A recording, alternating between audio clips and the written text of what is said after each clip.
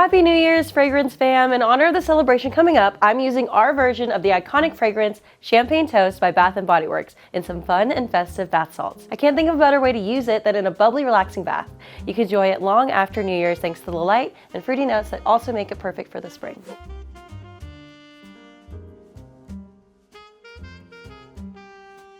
These bath salts are a cross between bath bombs, bubble bath powder, and a classic Epsom salt soak. You'll need the same staple ingredients to make anything fizzy: baking soda and citric acid. Strain the two into a large mixing bowl. To make it bubbly, add in sodium lauryl sulfoacetate, which is a gentle surfactant that you can find in most bubble baths. I'm using the noodles because they're what I had on hand, but you can also use the powder. Either way, be sure to mask up when you measure it out and whisk it in, especially if you're using the powder. It has a tendency to puff up into the air before it's incorporated into other ingredients. The last dry ingredient is the Epsom salt, which is well known to soothe aches and pains when added to a warm bath. Use a whisk to thoroughly blend the dry ingredients. Once the mixture looks uniform, add the fragrance. If you haven't already smelled it, our version of Champagne Toast is bright, fruity, and effervescent, which means you can almost smell the bubbliness of the champagne notes. Grab some gloves to work it in well. Break up any large clumps by rubbing the mixture between your hands until the mixture feels like grainy wet sand. Let's make it pop with some pretty pink colors. Separate about a third of the mix into another bowl. In the larger bowl, add in a heaping teaspoon of shimmery magenta mica. As you mix it in, the color will be nice and pastel,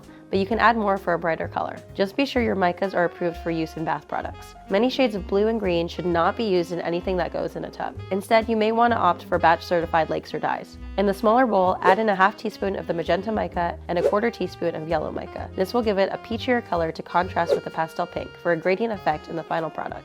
Before you get this packaged up, it's important that you give it around 12 to 24 hours to dry.